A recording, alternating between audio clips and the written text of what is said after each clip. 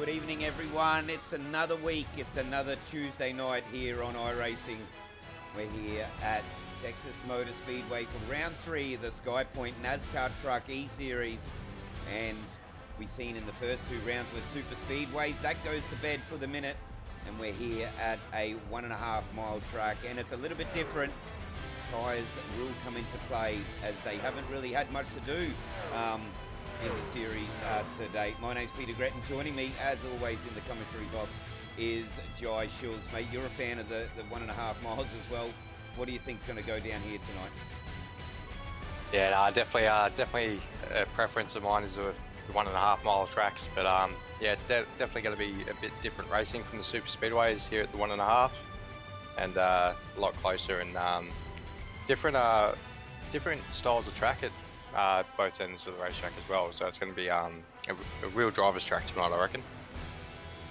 Yeah, it is definitely going to be a driver's track. We're going to see a lot of teams working in with each other and trying their best to get get the W. That's what we all join races for, as we move into a few of the track facts here for this evening. And you mentioned the corners, they're a little bit different at either side. So there we go. I'll just bump it up just a little bit. Cheers, Aiden. Yeah, they're a little bit different banking at either side. 24 degrees, the banking on turns 3 and 4, and around about 20 degrees in turn 1 and 2. What do you think that'll make to sort of the strategy and the lines they take? It's definitely really going to open up the racing. And yeah, strategy-wise, they're so different in between 1 and 2 to 3 and 4. And being an open setup series as well, it's going to be even harder to dial the truck in for both ends of the racetrack at the same time. It's a quad oval here at Texas Motor Speedway. It's a 1.5 mile that we've already mentioned quite a few times. And as we've also mentioned that we're here not at a super speedway, but we're here and we're chasing still who's going to give away or who's going to get that $1,000 cash pool for the Skypoynt Royal Triple Crown. We've already had 2 legs of it, or parts of it. Remember, there's going to be 3 Daytonas, 3 Talladegas, and if you can get the highest score point in them to take out the series, that's the Royal Triple Crown, and that's $1,000. And at the moment, Tom Pritchard's leading the Daytona, Clayton Fryer leading the Talladega, and Greg Spencer is leading the series. So 3 different winners so far in the 3 different legs in this Royal Triple Crown. So as we move on through the series, I'm sure that the names up there will probably change a few times. Jai. Yeah, definitely. It's going to be hard to take out the Royal Triple Crown for this season, and really goes to show that you've got to really put your strengths and still be consistent throughout the series away from the super speedways at the same time. Yeah, it's going to be great. And there's the standings for the Royal Triple Crown, as we've just mentioned. We've got the rest of the standings to go through as well, and $1,000 up for grabs. That's probably why we see in excess of 43 cars, to take the field every week. And I think we're at max here tonight, Jai. Actually, we're one shy. We've got 42 awesome drivers in here tonight, and shout out to each and every one of you for making the time on a Tuesday night. Greg Spencer, after that awesome drive last week at Talladega, he leads the charge by around about 11 points, 193, back to Michael Skurlock in second. And Darren McKenzie, Southern Stars Esports, he probably hasn't had the start to the series that he would have liked, but it's showing in the championship, isn't it? There's a few names there on the standings point out for me. But yeah, definitely a lot of guys on the standings to have a look out for. And round 3 of, I think, 16 this series, it's definitely going to change as well, this one. Yeah, that's exactly right. It's for grabs for anyone really, and a few of the guys that have shown strongly in the super speedways, it might be a different case at the 1.5 mile track, so vice versa. So it's really going to be interesting to see how tonight plays out. Well, the 1.5 mile tracks, it certainly does. You've got to take a little bit of a different mindset on it. And I did hear, before we went on air that tyres are probably going to be more important than fuel in this one. Although, you want to get home, but I suppose making the tyres last for your fuel stint, that's probably going to be important. Where do you think on this track, Jai? I know you're a fan of the 1.5 miles.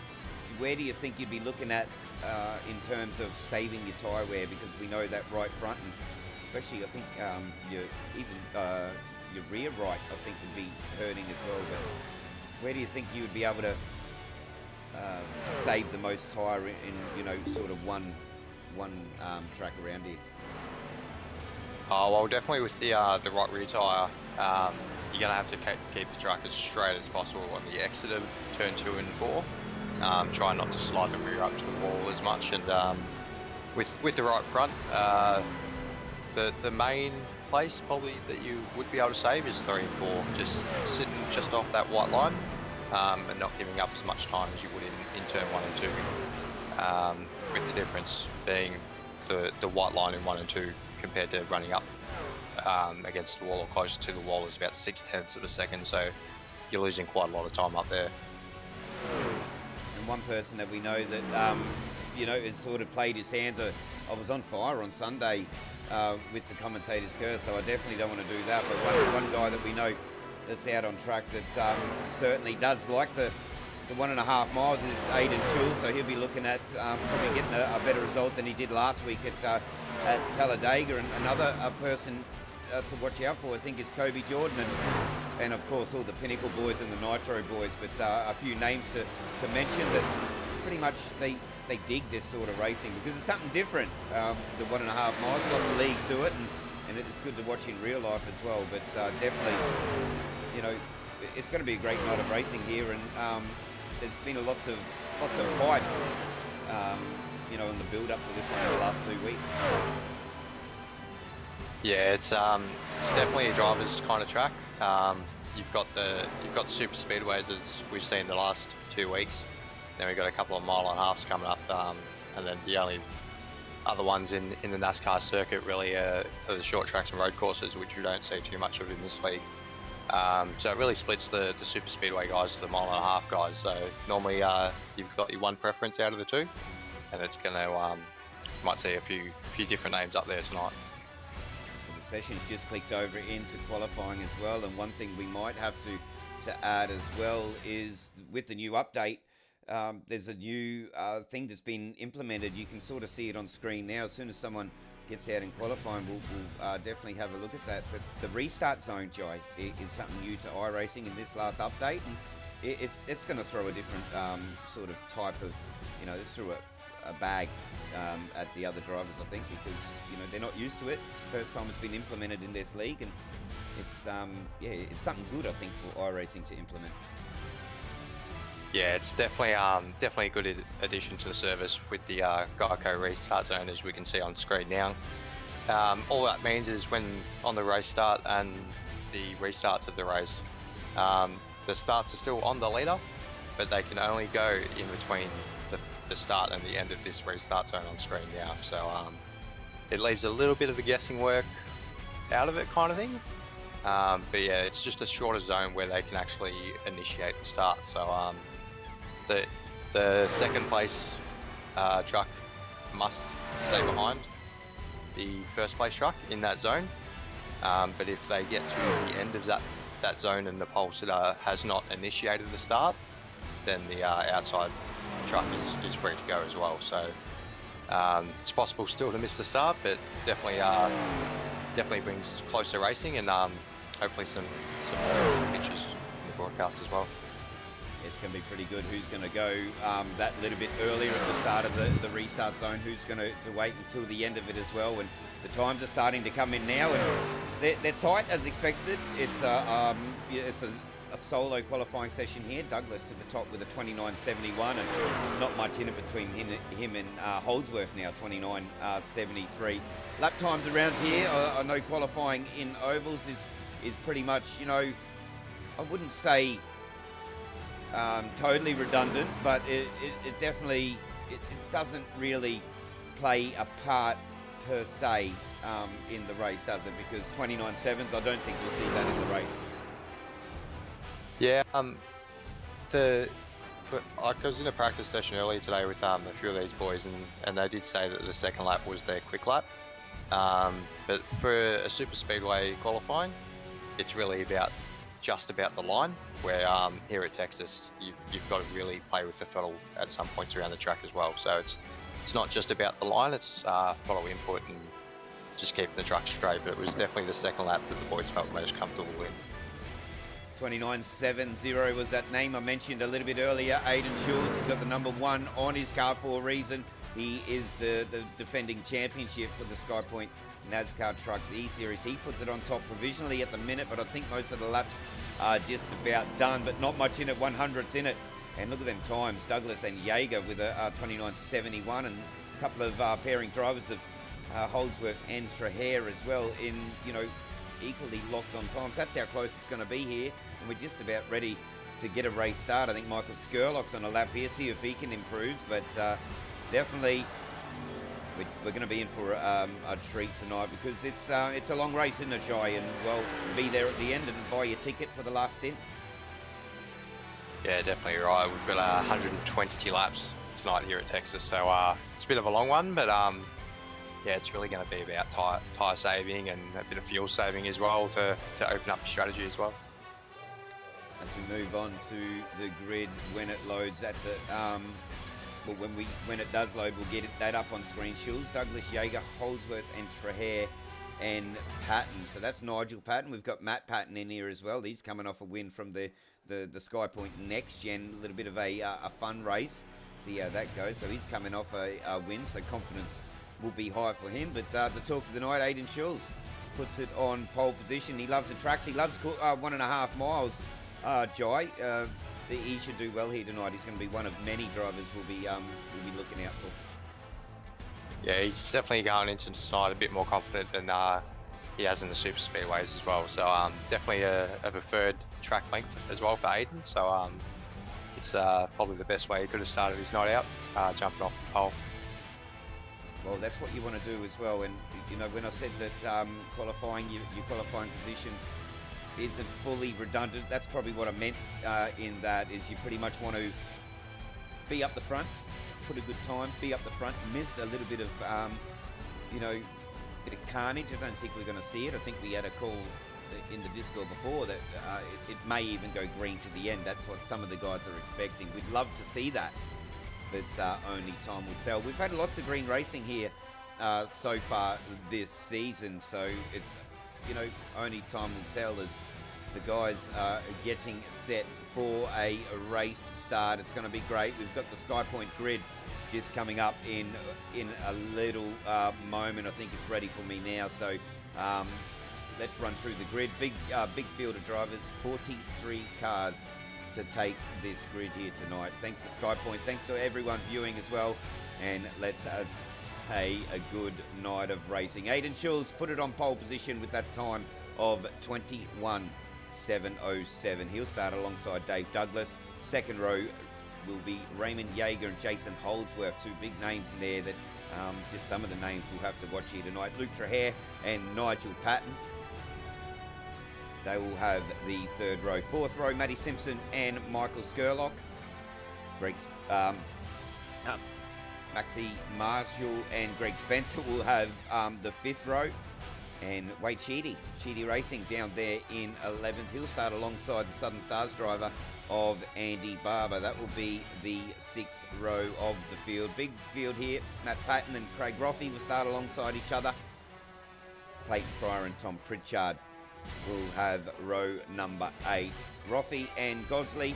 Darren McKenzie, he'll be looking at improving on just a little bit of a break in form, I should say.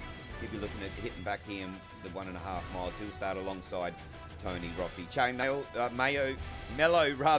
spit it out, Pete, will start alongside Adam Malone. Paul Regney will start alongside Reese May. Over the page again, because there's 43 drivers here. Derek Jacobs from the United States will start alongside Kobe Jordan in 13th row. 14th will be Mortensen and Luke Crum. Chris Tomlin and Jason Wolf will have the 15th row. Waterson and Blackburn will have the 16th. Seidel and Fenson the 17th. Williams and Tristan Koch will have the 18th row of the fields. We go over one more time. Nenkovic and Vassell Luke Kenny, welcome to iRacing. Welcome to the Skypoynt Truck Series. We'll start alongside Brendan Cusack, Brett Elder, and Kai Turner. Will round out this 42 car field, Jai. Well, we're on the formation lap now. These guys have really going to set the tone as they have done all throughout, aren't they? The number one is in the number one spot. Outside him, Dave Douglas. So when we get going, 120 laps here for the Skypoynt NASCAR Truck E-Series here at Texas Motor Speedway. So, Jai, are we looking for a green run here tonight, or do you think maybe we'll see something a little bit different? I reckon it might be a little bit different from the super speedways, but we definitely have to wait and see as they come up to the Geico restart zone. So it's the first time we get to see it, and yeah, hopefully get a clean getaway. We'll hang there a little bit too. I've just took it away. Let's go. Let's see the restart. The first one, Geico restart. The NASCAR Truck Series is underway here at Texas Motor Speedway. Aiden Schul's got a good start. Raymond Yeager got a good start as well. 3 back there, but all nice and clean. Have a look at this. They're taking their line. Bottom line, it looks like it's working out, but as we know, top and bottom. Aiden Schulz, what a start there for the number one truck there, mate. But 3-4 wide down the back. Looks like a clean start here. Yeah, it's definitely a clean getaway for Aiden here. Getting out to about a 1.5 truck length here as they come around turn 4 to complete the first lap. But definitely the low line third and turn 1 and 2. Let's have a look at you know, at the field as they pass. But Aiden Schulz, Raymond Yeager, Douglas, Traher, Holdsworth, they've got a good start and holding strong. But a car just pulling down there. I'm not too sure who that was. Troy Mortensen was involved in an incident. We'll have to go. That's not too sure. That might be Troy just below the white line there, mate. So I'm not too sure if you've seen what happened there. There's Troy Mortensen. Yeah, so in the pit lane already, not a good start. No, definitely not the best start to a long race like this, but at the same time it is a long race. I'm a lucky dog and wave around, so it's not over till it's over. Definitely not over. We're far from seeing that. Nice clean start. We're still under green conditions here, so it doesn't look like it had too much effect on it. I'm just going to make an adjustment on that. Audio gives a shout out. If there's anything we can do, the cars sound really loud in my ear. I'm just going to turn them down a little bit, but we'll keep on going with it as Matty Simpson now falls through the field. So a couple of incidents earlier on, but we're staying green by the look of this. But Aiden Schulz out in front by quite a considerable margin, I think, by at least a car length.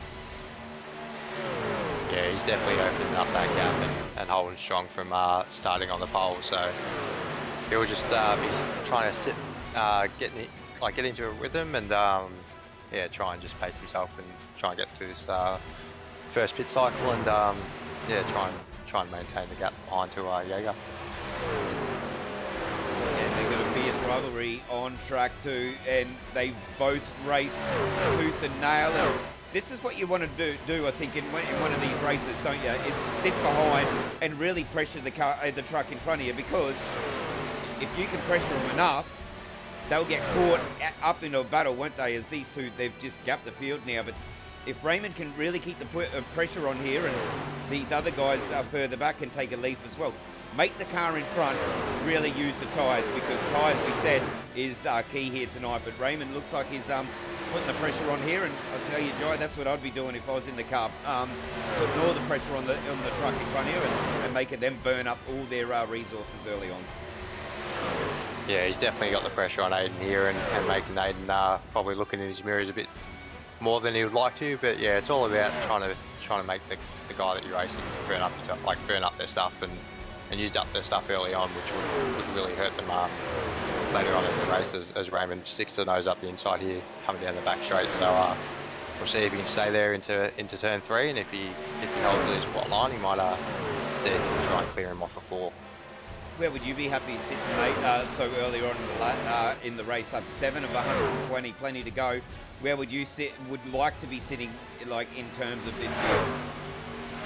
Oh, I'd love to be sitting where these boys are sitting right now, Pete, up front, out of the trouble. But no, it was such a long race. If you're in the mid pack and you're in a situation where you're not as comfortable as you think you should be, you might drop back a bit. But yeah, definitely these boys up front here fighting for the lead are definitely in prime position to race as well.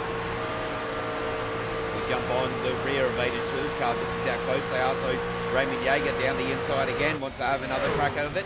I don't think these guys are really sure yet where they want to sit, do they? They're going for the lead. Good little bit of battling up the front as one of the trucks re-enter there. That may even be Troy. I think that's Matty Simpson, the Gaming Den truck, just re-entering, and lap traffic here I think is going to be something to watch as well. As we go a little bit further back, Jason Holdsworth, Nitro Racing, you know, is the name to watch here tonight, and Wade Sheedy moving up the field. He's side by side with I think that's Dave Douglas. So battles everywhere you look as we go into lap 10. The leaders are starting to check out a little bit. They've got a pretty good lead as they're still side by side and all three wide lap traffic. But yeah, good start. 10 laps so far green. And I do think just possibly that we may be able to stay green for very long periods, and green pit stops what we want to see, make the guys see. Yeah, definitely.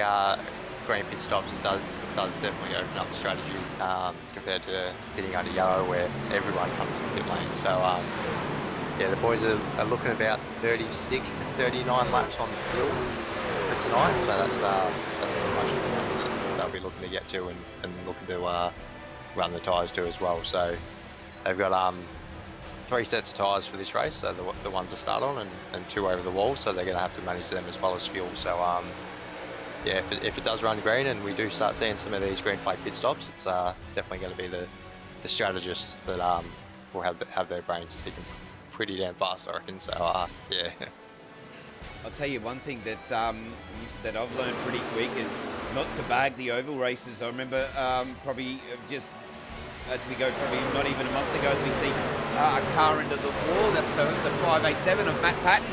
Into the wall. You don't want that. He would have lost a lot of speed there, but Wade Sheedy gets past him now. And Nigel and Matt, I believe, father and son, mate, they're actually sitting 9th and 10th respectively. So good to be out there with your boy and having a race, I think, and they're having a good crack at it. But hitting the wall, that's probably not what you want to do as he goes down the inside again of Wade Sheedy. I think Wade Sheedy's running a pretty smart race, isn't he? He's actually, I don't think that is Wade, is it? Wade's currently sitting in 5th position, up 6 spots from where he started, so he's definitely on the move up the front as well. Yeah, that's Wade Sheedy there, so that wasn't, I think that was Maxi, it was one of them cars anyway. One of them cars that I was watching, 587, yeah, one of them. There's a car in there that's, you know, not in the mix. Look at them Skypoynt trucks, they're sticking together as well. Tom Pritchard and Andy Barber a little bit further back, and we were talking to them before we went live, and this is where they want to be as well. Just sit back there, and they've got Darren McKenzie and Kobe Jordan as well, race around a lot. So this is where these guys are comfortable, but a few of the other guys are comfortable up the front, i.e. our race leaders, Schulz and Yeager, still going for it. Aiden Schulz, number 1, still out in front, 15 laps out of 120. So these guys are comfortable there. The other rest of the teammates are comfortable down the back. So see how this plays out as the race goes on. Yeah, they've definitely got the field, but it's kind of stagnated a little bit. They've got 8 tenths back to 3rd place now, and so definitely running away with it, but not running away as much to really hurt them in the later on in this thing. Jump back as well, so Skypoynt blasted all over his car. That's the view, and I think Raymond now at this point of the race is just sort of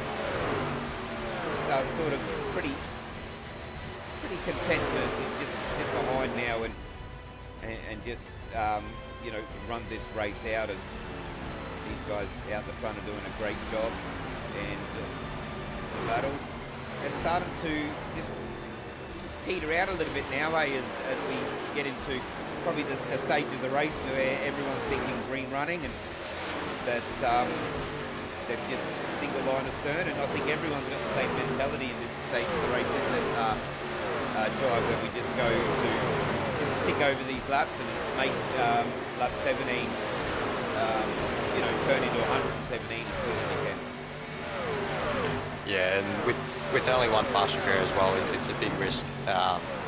If you do get damage, it's pretty much not done for these boys. So they're definitely settling into a rhythm now, and about halfway through the fuel stint as well. So they're all just biding their time and settling in and really seeing who's around them and who they might be able to work with and who they might want to get away with quite quickly. But I think what Raymond Jaeger was doing early on was getting that important bonus points for the leading a lap. So once he's knocked that off his to-do list, he's quite happy and content to sit behind Aiden here and maybe work with Aiden to extend the lead as they have done over the last couple of laps, won another 2/10. So they've got a full second down over Trahare in third. We have a look now. We're definitely louder. Yeah, I can turn that up. Thanks, Sarah. New mic, mate. So we're just working with that. So I just made an adjustment now. So give us a shout out again. Thanks for letting us know. We've got both the boys. They're both sharing their webcams here tonight. So shout out to them, and also shout out to Wade Sheedy also in there as well. But you've got the leaders up on screen now, and it's straight out concentration, isn't it?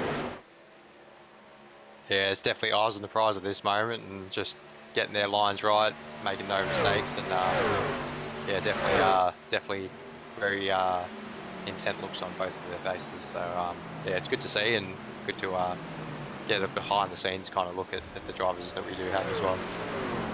As we go under yellow for the first time of the Skypoynt NASCAR Truck E Series. Kobe Jordan was involved in that as well. So first yellow, 21 laps in, still 100 or 99 laps to go. So we're into double digits. Let's go back, have a look at a Skypoynt action replay on that and just see what happened to Kobe. He'd be devastated. Let's see what happened. He's still not loaded, but something happened a little bit before that, didn't he? Got a little bit squirrely. He's dropped down below the white. Oh, into the wall there, so I'm not too sure what happened.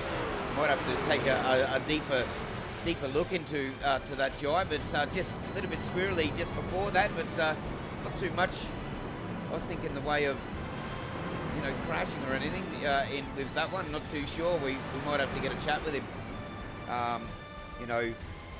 as the race progresses, but yeah, definitely not a good start. But 22 of 122, 120 rather, we go yellow. I think he's having VR issues. Thank you, Sarah. So devastating, isn't it, as the guys peel into pit lane? Yeah, we were devastated for Kobe. I know he's a strong oval racer and does like his trucks, and especially at the 1.5 miles. So I was speaking to him before, and he did say that he was bought a few bits and bobs for his VR today. So maybe one of those hasn't quite worked out for him. But yeah, definitely a shame to see him out quite early. But awesome job to get off the track and get out everyone's way safely if he has had those issues. So hats off to Kobe for some pretty good blind driving. Yeah, well, as we see, very, very busy pit road, isn't it? All the cars, as we know here in the Oval Series, well, every little bit of they would have turned their tyres off. I don't think you'd be changing tyres yet. They went in for a bit of a lick of fuel just to extend that window a little bit more. And you were out on track earlier today, Joy. What do you think the maximum of laps you will get off a set of tyres, that being the important thing to watch tonight? With a full tank of fuel, it was pretty much just a small touch over half of your tyres were left, so you could double stint them without getting a meatball. But the best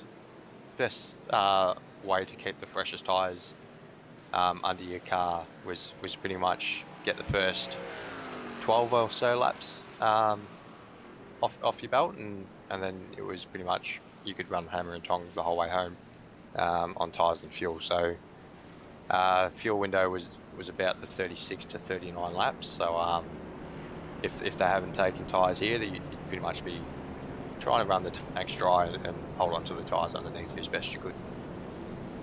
Well, we're looking at pit times. The service time's around about 8 seconds for most. I think that's the average out of most of them. I think we've got one driver, Matt Patton, took 10.22 seconds for his service time, and the pit lane time from entry to exits around about that 37 to 39 seconds. So that being said, I don't think many, if any, took tyres in that first stop. No, it's definitely looking like that. Tyres generally take about the 14 to 15 second mark, so being that they're well under that, would suggest that they haven't taken tyres. But Raymond Yeager, 0.35 of a second quicker than Aiden in the pit lane, so he's actually jumped Aiden through the pit stop, and I don't know, yeah. So that's Raymond in the lead now. So he's jumped Aiden in the pit stops, and he'll be restarting off the pole here for our first restart. And good to see Kobe back out there as well. He's still waiting to get his wave around the pace car. But yeah, definitely he'll be chomping at the bits. He'll get this wave around soon, won't he, mate? And he'll have to chase back to the rear of the field. But good to see him back out there again. Yeah, definitely from a championship point of view, you want to get out there and run the most amount of laps you can, and it is very important to get those wave rounds and the lucky dogs if you're in a position to as well, and really give yourself the best chance of getting back up there, as it is hard to get laps back in oval racing, but if you can position your car in the right spot and have a good strategy call, you can get right back in there. So it's not over till it's over, and yeah, Kobe will be just thinking about the championship, even though it is early on. Getting every point possible is can make all the difference. And don't forget as well, talking championship points, the Royal Triple Crown, you take out the Daytona, or you get the highest score in Daytona, get the highest score out of the Talladegas, and take the series out. That's the Royal Triple Crown, and that has a whopping $1,000 up for grabs, thanks to our naming rights sponsor Skypoynt. So yeah, massive shout out to them putting up such a big amount of money, and also if you win the series as well, just winning the series alone, you still take home some prize money. I think around $200 or $250 there for that, and prizes down to second and third. So prizes everywhere. Pace truck appeals off for the first restart of the night. We'll get down to the restart zone. We're gone. Raymond Yeager didn't leave nothing to chance there. Off he went. Aiden Schulz went with him. 2 lines astern, a little bit of jostling a little bit further back. What a restart from Raymond Yeager this time. Took a leaf out of Aiden's hook, didn't he, Jai? But Aiden's pushing back, and Jason Holdsworth from Nitro. Really good restart for them, but Raymond Yeager just left him napping. Yeah, definitely put the hammer down as he got to that restart zone and kind of caught a bit of a field napping here. So early on, especially on the old tyres, everyone's going to be wanting to get back to that preferred line of pretty much the white line around the whole racetrack on the inside there. So as we see, a lot of the front guys are running single file now. But Yeager in the lead, followed by Schultz and Holdsworth. So these 3 boys up here, they're quick, and they'll push each other as well. So be looking at getting a bit of a breakaway and having the field in tow. And that's what they want to do, and that's what they're doing again. Raymond Yeager and Aiden Schulz pulling away. And let's have a look. While these cars are nice and close, it looks like it's a nice clean restart once again. Let's crank it up and let's listen to these NASCAR trucks here at Texas Motor Speedway, because they sound bloody awesome. So let's crank it and let's enjoy the sounds of a NASCAR truck here.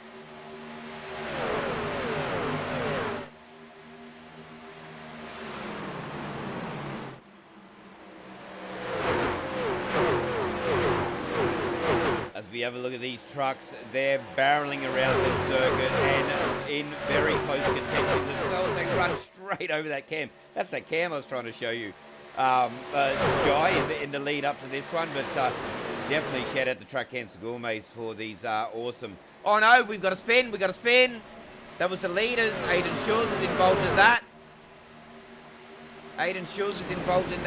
Oh, not too sure what happened there, and I think Raymond was involved in that as...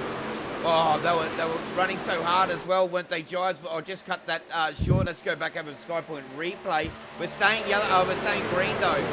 Our leaders in a little bit of a tussle up the front. And let's have a look, see what happened here, because they were running nice and close. So Raymond's the lead car here. Aiden Shaw's right up. Oh, a little bit of a touch there, I think, and both of them off, so pushed each other, but in the infield. That's why I think that we stayed green. But unlucky for those two boys. They were up the front and, well, racing hard, weren't they, at the start? And I do believe they're both still back out on track. Aiden Shaw's sitting there in 10th position now, so I don't think they would have got much damage out of that either, would they, Jai? Just a little bit of battling, and maybe battling a little bit too hard for lap 33 or 120, but these things happen. A little bit of bump drafting and a little bit of contact, and the show goes on. The leaders, well, just makes their job a little bit harder. Yeah, I'm not sure if the trucks actually tagged each other there or not, or if one got loose, but either way, Raymond did an awesome job in keeping it straight going across that grass, and also not bringing out the yellow, and some pretty heads-up driving as well, because I know in iRacing, if you do go across the grass, it's very easy to drive on the other side of the exit cone, and then you got to stop and go. So Raymond did an awesome job in firstly keeping it straight and getting it back on the track safely, and getting up to speed and kind of minimising the damage as best he could there. So yeah, but it was staying green and back on it, and now we got Holdsworth, Traherne and Douglas as the top three now. So yeah, race on. Race on it is, and someone that's racing on rather is Wade Sheedy. He just made that position from Clayton Fry. He had a good outing last week at Talladega. He's just fallen just behind Wade Sheedy. He's sitting in fifth, just behind these top five, I should say, and they really fell into that single line of stern.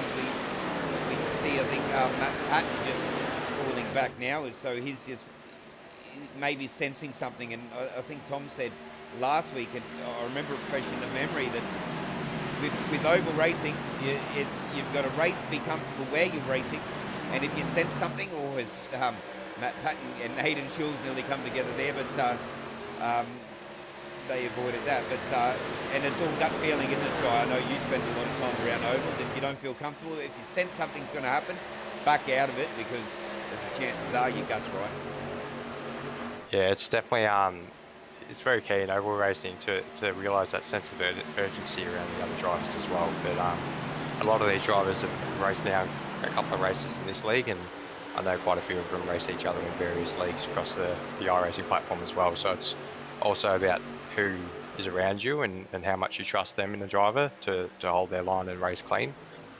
So there's quite a big level of trust as well in oval racing. So, but I did want to make mention to Clayton Fry, last week's winner at Talladega. Winning on debut first thing is quite a feat in itself. But Clayton and Tommy Pritchard actually started 15th and 16th in tonight's race, and Tom's only managed to go up one position in 15th, but Clayton is up 9 positions in 6th, so he's definitely on the move, and definitely looking like someone to keep an eye on in this series.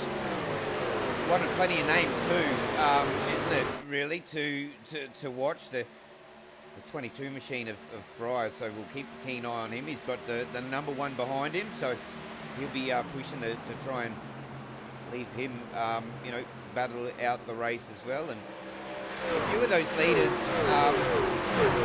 out in front early, have a little bit of contact between the two drivers, and now find each other, sort of separated by quite a few cars. Aiden Schultz is in 7th, and Raymond Yeager's back there in 24th position. I know, you know, they're still on the lead lap, so that's something. But do you now just reset and just go to plan B, or do you still take that initial mentality that you were taking when you were leading? It definitely changes it up. Definitely changes in strategy being put back in a bit of traffic as well from that clean air that you did have earlier. So when the incident did happen, Aiden did drop to 10th place, but he's fighting for 6th place now. So he's definitely on a mission and definitely putting the foot down and yeah, trying to work his way back up to where he was before that incident occurred. We've got Darren McKenzie, his teammate, a little bit further back in the field as well. Here he is at 0-2 of the Southern Stars entry, and he's just gone around that pattern in the last couple of laps, and Tom Pritchard and Adam Malone and Andy Barber there, so all trying to work together, and as you can see now, so Tom and Adam are pushing to get up around Greg Spencer, and now's the time to place yourself in a Jai around the sort of the drivers that you're comfortable to be around on track, because, well, set in now 42 of 120. We've been green for a little bit after that restart. We've got under 80 laps to go, believe it or not. So I think find someone you're comfortable around and stick with them, and hopefully most of the drivers stay on the lead lap. Yeah, the laps are definitely ticking over fast. We've just we hit the first caution on lap 21, and now we're on 42. So we've done the same amount of laps as we did before that first yellow came out. So it's definitely ticking by fast, and yeah, it goes back to that level of trust between the drivers, like between yourself and the drivers that are racing around as well. So you can work together and not burn up your stuff as much, and really work together and kind of work as a team and try and push your way forward. And I'll tell you, I don't think many cars would have taken that taken tyres on that stop. They must be getting close now. 44 laps. Their tyres must be feeling pretty old underneath them at the minute. So I think we'll probably see green stop soon if we stay green. But I think in a few laps, with 3 over the wall, you probably I'll be on caution again. Raymond Jaeger in another incident, so we're back under caution, lap 44. This will be an opportunity for guys to change their tyres, I think, but that's unfortunate for Raymond Jaeger. Let's go back, have a look what happened there, Jai, because a little bit of an incident when he was out in front, and now another one. As we got the black screen of death, come on, where is it? There it is. Oh, gets another little bit of a touch there as well. So unlucky. Was that the first incident again? Was it, or was that? Hold on. Yeah, it definitely was. Good pick up there, Jai. We're just sorry, Raymond. Sorry, Aiden, for bringing that one back up. But no, Brett Elder was this one. Actually, we'll go back, have another look. So Brett Elder, I think Tony Roffey was involved in that as well. As we go have a look at the actual incident that brought out this caution here. Good pick up there, Jai. But yeah, one of the Roffeys caught up in this. It's heavy contact, puts both cars into the wall. And, well, Russian roulette. We've seen it last round at Talladega. Another round there, but yeah, the car, the 100 machine there, got sent to heaven and back, and one fast repair will probably use it and be, back out on track. But now I think we're going to see a very busy pit lane, and we are. Tyres is a must now, I think, Jai, to be changed. Yeah, the boys will definitely be taking tyres in this one, and 45, 46 laps on the same set of tyres. Definitely put them in the position that they had to be in coming into this race, as we see a mad dash off shit road here. So yeah, definitely this caution is a bit timely. They'll definitely be able to push very hard to the end now, and tyres and fuel won't be as much of an issue as they should. Only have to stop once if we do go green all the way to the finish now. So be some pretty good racing coming up. How good was that race off pit road as well? You called it shit road, I called it piss road. We'll get it right one day. So pit road it is. How good was that race off pit road, Jai? We've seen 3 cars coming off there, and if the viewers don't know, you can actually make positions, can't you? That's why it's called the race off pit road. Yeah, it's definitely a race to that pit lane speed limit. end cone. So if you beat a couple of trucks to that line, you got a few positions. So they're definitely manipulating the pit road speed without trying to get a penalty. So yeah, it's definitely an important race, just as we have on the track as well. So definitely a key spot to bank up a few spots. Jamie Nankervis, the 18 machine, he stays out.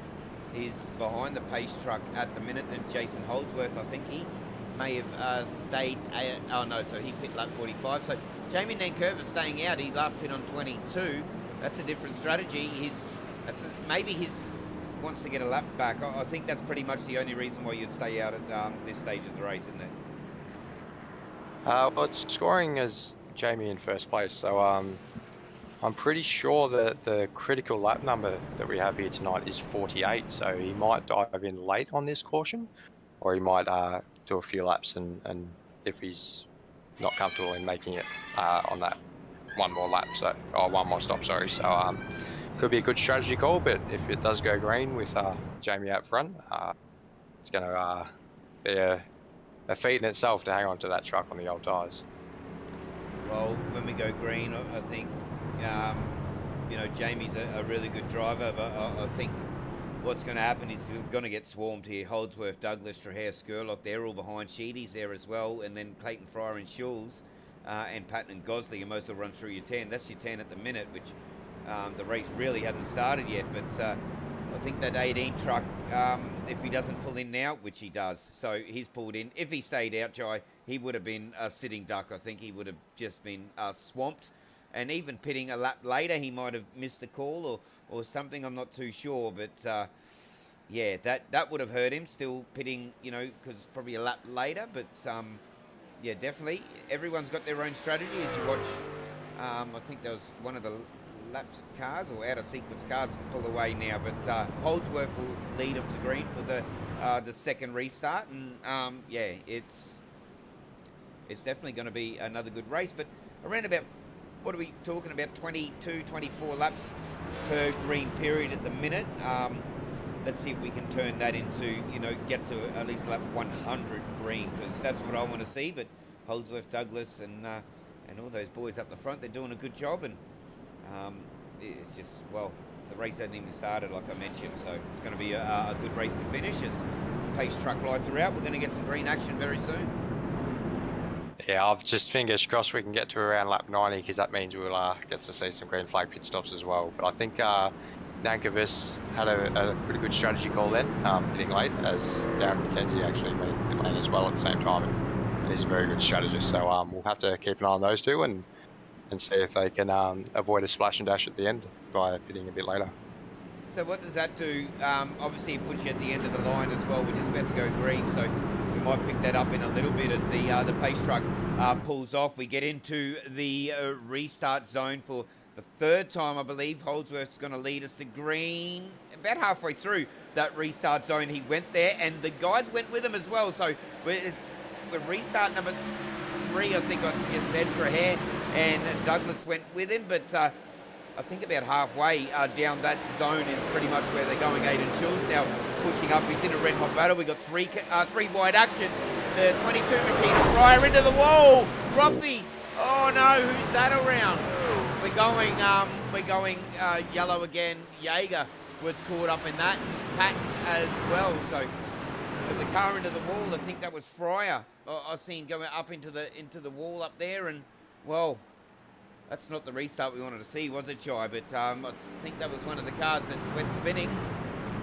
But yeah, not good to see. But well, as we go yellow again for the third time, so that was short-lived. Yeah, very short. Got about half a lap in there, but I did see a truck go onto the outside, and I think it was just an avoidance thing, and a few trucks went down to the inside wall there. So, should we see a Skypoynt replay here? We might be able to take a little bit of a better look in what happened, and yeah, see what went down on the Exeter 2 there. Well, I noticed the 22 truck just go high into the wall. This is the one we're watching on now, and the unlucky driver in this, I think, is Raymond Jaeger, because I've seen him spinning across the grass. This is where I was starting to ramp it up a bit. We've seen 3 wide. The 22's drifting high, isn't he? Boom into the wall. Oh, and then look at this. Just a little bit of avoidance. Oh, big crash. A little bit further on, wasn't it? Probably around about half the field involved in that one. Oh, I wasn't sure it was that big, as I'll freeze the camera there, Jai. But, yeah, I wasn't sure that was that big, but at least close to half the field involved in that. You've got to be thinking you're lucky stars if you got out of it. But, yeah, a bit of avoidance driving with that 22 going high into the wall. And, yeah, well, that's very unfortunate because that's going to take, that's going to use up a lot of faster pairs of a lot of these drivers here. And, well, if we get another big one like that, that's going to be night done. But that was bigger than what I first anticipated when I first seen it live. Yeah, it was a bit of a shame. It looked like the 22 just got a bit wide and a bit high into the wall, and then the truck on his inside just tried to give him a lot of room, and there was a truck on the inside of him, and then it was just a concertina effect after that, and a bit of a stack up. So it looked like it took out about maybe 7 to 8 cars, but yeah, definitely not the easiest car on the iRacing platform to get word up. Go back and have another look as well on board. We'll just sort of reiterate that you know, the checkup is jump on board the 17 truck of Jaeger, and we'll see what happened a little bit further. Remember, it was probably around about, you know, up, you know, the next corner. They all get away nice and clean, and then we sort of fanned out a little bit, and then so we see the 22 car. Remember, he's black with the gold number starting to drift high up now. Raymond just buttons off, goes underneath, and this is where it happens. So he gets it all. That may have been a separate incident. Just watching that back, Jai. I'm not too sure. What do you make out of that? Definitely looked like he must have gotten tagged by another truck behind him, but it looked like it was a bit further back than that initial incident. So Raymond might have seen that up ahead and kind of buttoned off a little bit more and checked up because he's seen something happening up ahead, and he might have just got run over from behind then. So very unlucky for Raymond there. I can see him on the webcams as well, shaking his head, and I would be as well. Wrong place, wrong time. And I tell you, these 1.5 mile trucks, they throw everything at you, and it just reiterates my call before at the start of the broadcast, is that, well, it's an element of you definitely need skill. I take my hat off to these drivers. It's not just, I tell you, everyone watching on and everyone that, you know, thinks this is easy, just turn left, think again. It's definitely not easy, but these guys have, you know, Raymond now, that's 2 incidents he's been involved in today, and yeah, it's gut-wrenching really, because you know how much practice and time they put in for it, and you know, definitely the $1,000 at the end of it is up for grabs. But yeah, definitely a hard day in the office for quite a few drivers now. Is yeah, a lot of guys in the pits. Mello, Patton, Mackenzie's in the pit, Seidel, Roffey, Kobe Jordan, Cossack, Roffey, Elder, Mortensen. Just referencing to Troy's comment there, we'll have to call Troy Sebi 2 because he blew his engine on before turn 1. So it's an inside joke there, but we got 2 Sebis now, Sebi 1 and Sebi 2. Yeah, definitely not the way to start the race off. And just had a look at the session details as well. And this league, they don't actually have fast repairs. So once you blow a motor or have a big leak in the wall, it's pretty much not over for these guys. So that last incident would have taken a lot of these drivers out of contention. But they'll be pretty much packing up and looking forward to next week and racing on and continuing on their fight for the championship. Yeah, the field is slightly thinned out a little bit after that one. There was probably a good 10-12 cars sort of involved. Pace truck lights are out. We're about 70% through the lap, so we're going to get some racing again, and let's hopefully we can make that number that we're talking around about lap 90. Take 2 on this restart. I believe this will be restart number 4 as we see the pace truck pull off. We'll go into the restart zone and let's see who goes. Holdsworth leads us to green now, bottom line for him. He gets another good start, ripping start. Skurlock goes with him though, and they all seem to go around about middle line, so Wade Sheedy's trying to push the issues there, going down, gets a little bit squirrely down on the inside. Hayden doesn't want to see that, does he? But nice and clean as we go back to green again. Like 54 of 120 of the Skypoynt NASCAR Truck Series. Let's see if we can get some green running drive, but it's been good racing nonetheless, and hopefully everyone tuning in is enjoying it. Yeah, it's definitely been a cracking race so far as we're touching on about the halfway mark. So at this stage of the race, they're still going to be trying to find that rhythm, and as we see, a lot of the boys jump down to the bottom of the racetrack for that preferred line as well. So they'll be looking to get back into the rhythm after those 2 cautions and get in the zone again, and pretty much just make it to that final stop where they can make it home, and then the aggression level might go up a bit, and the sense of urgency to make a few positions. So yeah, pretty much status quo at the moment, and just count down the laps. We go back up the front to Holdsworth, Trahan and Skurlock, and they're in a train, although Holdsworth started to check out a little bit, and the train of cars behind them starting to build up a little bit behind. I think we've got Aidan Shields back in fourth, and Douglas Sheedy and that. There's a big group. We've got a car just below the yellow line, not too sure who that was, but just middle of the roundabout middle of the race is pretty much now where we're kicking into another gear, although we won't get an idea who's going to win it. But have a look. So Wade Sheedy's getting a little bit squirrely already, but I think most of these drivers want to change their tyres, and I think it's everyone brings everyone back in line. That's what that does, doesn't it? Brings everyone's strategies back in line. Yeah, it definitely evens up the field a bit, and just a quick shout out to Luke Kenny. I know you touched on before that he's quite new to iRacing, but he's up 26 positions up to 13 at the moment. So definitely doing a stellar job on debut. There is there. He's trying to get a camera, but hey, let's do it because it's new. Let's go for a lap or two with Luke Kenny, very new to iRacing. Doing a good job, up 25 positions as you just noted, Jai. Let's have a look at Luke Kenny and see how his first sort of inception into iRacing. He's doing a good job. Shout out to Taylor Nichols in the chat as well. This one's for you, mate. Let's rank this and enjoy this lap or two with Luke Kenny, brand new to iRacing.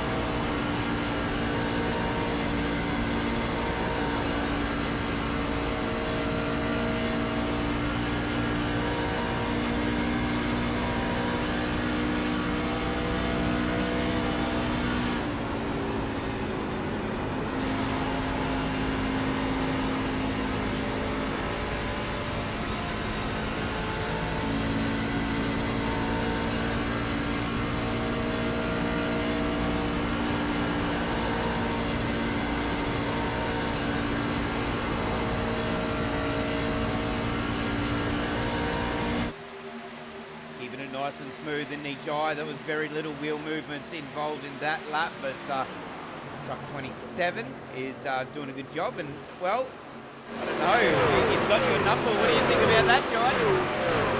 Oh, he's definitely doing the 27 world of good, especially on debut. He's picked a very good number there, so might be a bit of luck as much as it brings to me. So no, he's running it very well. Have a look at these front guys now. They're turning it up a notch as well. Aidan Shields has got himself back up to third position. Holdsworth is holding onto that position quite nicely as well. So Holdsworth, Trahan, Shields, Skurlock, Sheedy, Douglas, Marshall, Pritchard, Williams and Malone. That's your 10 at the moment. Oh no, big crash car. 80 involved in that. We're going to see yellow again, lap 63. Luke Trahan involved in that one. What do you make of that? Watching that live, mate. That was Yeah, that was a hair raising. Yeah, it's a little bit strange, but Luke did a really good there, just holding the brakes and allowing there to be a gap to jump back into. So let's look at the Skypoynt replay here. Is that Aiden up the inside? And nice. Only light contact into the wall though, so he might be able to get away with this one.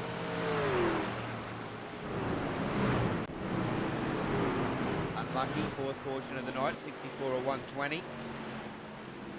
Remember, if you want to see a breakdown of all the incidents that have happened and watch this great league, you know, sort of work out all these decisions afterwards, tune into the Skypoynt Truck Series Facebook page as well. If you're watching on there now, or YouTube, it'll be live on Facebook, I believe, only to one platform. So if you're on YouTube, don't forget to switch over probably about 20 minutes after the completion of this race. We've still got a fair while to go before that, but you'll be able to see you know, a pretty professional approach to sort of how they handle, you know, incidents. And there's been a few I think that'll get mentioned throughout that one, but yeah, definitely tune in for that. I know I will be, and I know all the, you might as well say all the good leagues now, HI. I know sometimes we pretty much get more viewers watching the post race and how, you know, how that's all sorted out, but it's definitely really good. I know Raymond and the boys at Australasian do it, and it's really cool watching them do it, and these guys have sort of taken a leaf out of their book, and they're starting to do it as well. But that's the way to do it, I think, isn't it? Yeah, it's definitely the way to go in my eyes. Like, as you touched on, Australasian Supercar E-Series, they're the first kind of group that I've seen do the review system in that way, and then Skypoint have really taken that on board, and it's really good to see a few of the drivers all get together in Discord and watch it together, and they kind of decipher and have a laugh at the same time as well. But it's really good to have that open discussion about the incidents that may occur in a race and how they're ruled on, and there's really nothing left on the table. Everything's set out in the open and decided in the open, and yeah, it's a really good, strong way of doing it, I believe. Well, you brought up that awesome series, and I'm going to, you know, probably shots fired here, but I know you've had a mention in the post-race there, and I'm only new to that series, mate, and touch wood, I haven't had a mention in one of them post-race reviews, mate, so what's going on, Jai? Come on, I haven't had a mention yet because I've stayed out of trouble for the most part. Yeah, I've incurred a few penalty points in that series, sadly. And then I had a bit of a shocking race last week. Sorry, the week before, because we had an off week this week. So I've dropped down in the championship a little bit, but yeah, in that series I'm running under Skypoynt Racing along with Andy Barber and Tom Pritchard and even Troy Mortensen. So hopefully, fingers crossed, we have a bit of a better result and I'll get back up there. But yeah, I've been a little bit of a naughty boy in a couple of rounds, but yeah, eyes forward and see if we can get going again. And in your defence as well, you run up a lot further up the track than what I do, mate. So I sit back there and in the safe zone, I like to call it, out the back, just cruising around, having fun and having a laugh with all you boys in Discord as well. So I'm probably in the safe zone and you're up there in the heat of it. But yeah, definitely looking forward to Sunday after that week off. Definitely it's going to be a great night of racing. But we're here for the Skypoynt Trucks NASCAR E-Series as it sits, fourth caution of the night, lap 67 of 120. In a little bit of a stop-start sort of a holding pattern at the minute, Jai, as the pace truck goes out, so we'll get green racing soon. But a little bit of stop-start. I'm sure we'll get some green racing now. We're a little bit over halfway, and yeah, it's a good bit. It's a good series, really good series. I love it.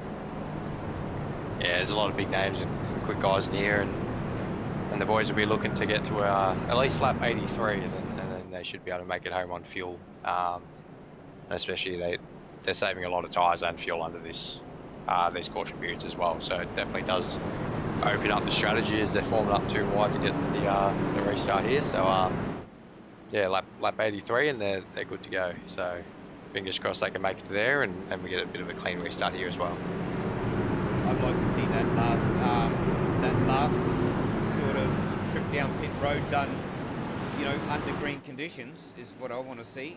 But I'll stop saying that because every time I say it, we go yellow. But we might get a look at another look at that restart zone that's newly implemented on the iRacing server, and a very good touch. Let's have a look, see who jumps it. As we just, there we go. We missed the start there, but wow.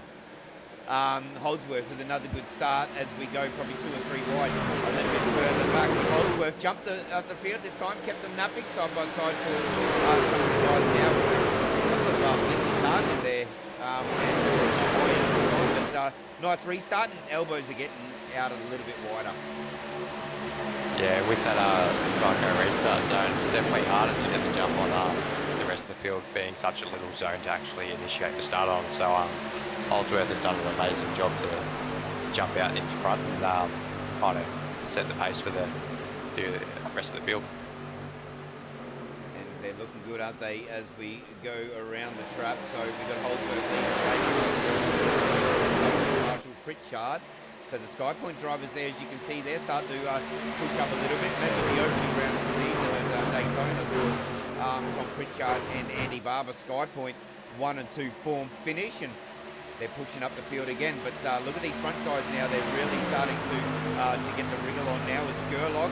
It's all over the back of Holdsworth. Oh, as he just drops off a little bit there now. But this front probably gaggle of cars, you might say, to push on. But well, look, the whole field compressed after the restart. Single line soon. That's where you want to be. Yeah, I'm definitely noticing. They're very status quo in turns 3 and 4.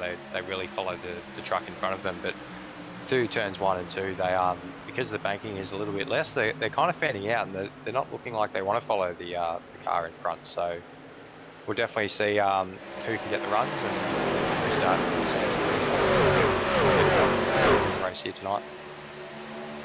I could have added something to that, but I won't. I'll leave it PG. But yeah. So we mentioned at the top of the broadcast that 3 and 4 is at, I think it's around about 24 degrees in banking, and 1 and 2 is about 20 degrees as Skurlock now tries to go down the inside and gets that move done. I think on Holdsworth, another new leader. Skurlock takes the lead, and the 04 car of Trent Gosley's having a red hot crack. Holdsworth fights back on the front, and now the starting to come back out. Lap critical again, what was that number? 84, I believe? Yeah, around the 83, 84 mark. 83, 84, then they're good to go home. They're going to have before we get to that. Look at these guys. Skurlock is in the 350 machine, is pushing hard, but you can get caught out a little bit here by pushing a little bit too hard, can't you? And burning out all your resources, but he wants that bonus point. Remember, bonus point for leading this race. As different lines from these leaders as Holdsworth and Skurlock. Yeah, we're seeing Holdsworth really working that middle line through 3 and 4. So you don't really want to go too far up the track, but definitely the middle line can work through 3 and 4. But back to single file through turn 1 and 2. After that little bit of a tussle up the front, he's just starting to drop back a little bit. He's side by side with the 10 machine of Dave Douglas. So he obviously sent something because he was up there fighting, and then he's just dropped back a little bit. The 7 truck of Maxi Marshall is starting to push up now, and this group of Skypoynt and Southern Star Esports cars they've been travelling around the traps or the track pretty much all night together, and that's what you want to do here, eh? Grab your teammate, and you're obviously more comfortable driving around them, and they're doing a good job. They're pushing up 9 positions, Ricardo 14 for Malone, and Andy Barber's up 2 in the 5 machine, sitting in 10th in a minute. So they're starting to push on, and the teammates now are starting to work together to get us home. Up 76, 120. The race is moving on fairly nicely. Yeah, it's getting to the pointy end very quickly here as we focus on the battle for the lead here, and looks like Sherlock's having quite a lot of fun tonight with that paint job, and the driver's helmet looks a bit funky as well, so he's definitely out there having fun and with this one. That's what it's all about, isn't it? I say it in pretty much all my broadcasts. You can be battling for the lead, 1, 2, and 3, like these blokes are right now, and you know, having fun. And you can also be battling back in the pack with you know, some of these other guys. Now is becoming a thing. He moves down low, they stay high, get around them. But having fun, that's what it's all about. We can get a little bit serious at times, but it's all about fun, having fun. I tell you, it's been fun in the box once again. It's been a ripper race, really, hasn't it? It's had a bit of everything here at Texas, as it throws it up each and every race. But it's been fun here tonight, and hopefully these guys out on track are having just as equally as much fun as we are up here in the booth. Yeah, definitely the mile and a half tracks bring out the best, and yeah, definitely makes the racing a bit more close and a bit more decisive, and definitely enjoyable to watch and call and to see these boys throw it around the track. Just made a little bid of another little adjustment to the audio there. It was pretty loud in my ears, but 3 out in front of Skurlock, Holdsworth and Schulz, and then a couple of drivers a little bit further. Not too far back though, just buying the time. I think that's what they're doing right now. They want to see it green as well, because they want to be in the position of, just say, Maxine Marshall in the 7 machine there, just making the 10 truck use his resources, and you can see there's quite a few close guys in there, and I don't think draft is as important around these sorts of tracks as they are on super speedways, are they, Jai? Although it can help. Yeah, the draft is very track dependent on the mile and a half, so some tracks it's quite advantage, and other tracks it's not so much, but definitely here at Texas it's looking like tyres are the biggest advantages. We see back in 8th place, the 097 trucker Danny Vassell, his tyres are 19 laps younger than everybody else's, and he's up 30 positions, so he's definitely on the move with fresh tyres. So it's definitely looking like the tyres and having the fresh set compared to your competitors around you is definitely a very, very strong advantage as he goes around the outside there and makes a pass. So yeah, definitely the way to go is having fresher tyres than your competitors. That's the name of the game, isn't it? We know that tyres is more of a thing than fuel in these 1.5 mile tracks. So yeah, having the greenest tyres at the end, and also having plenty of fuel, because remember, we got green white checker if needed to finish this one as well. You don't really want to be pushing your fuel levels that tight where you sort of run out of fuel if you've got green tyres. That would be ultimate disappointment if you got the tyres underneath you and you run out of fuel on a green white check, as we go yellow again, Greg Spencer this time. So lap 82 of 120, 5th caution of the night, Jai. It's we got a little bit of green racing there as Greg Spencer jumps to pit. So unfortunate, but we'll go back and have a look at a Skypoynt replay here. I'm not too sure exactly what happened, mate. Talk us through this one. We see him running the midline here, and I think that may have just been a case of one came up, one came down. Just a quick look at that, but yeah, the boys in the review team will have a look at that one as it's bringing out a caution. But I did notice as the caution came out, we are on lap critical, so it's a very interesting time for it to come out as well. So, what would be the mentality? We all know that by now that you drive these things quite often in officials, and you were a part of last season as well. What would you be thinking now? Lap critical, would you go? Okay, they're going to answer my question.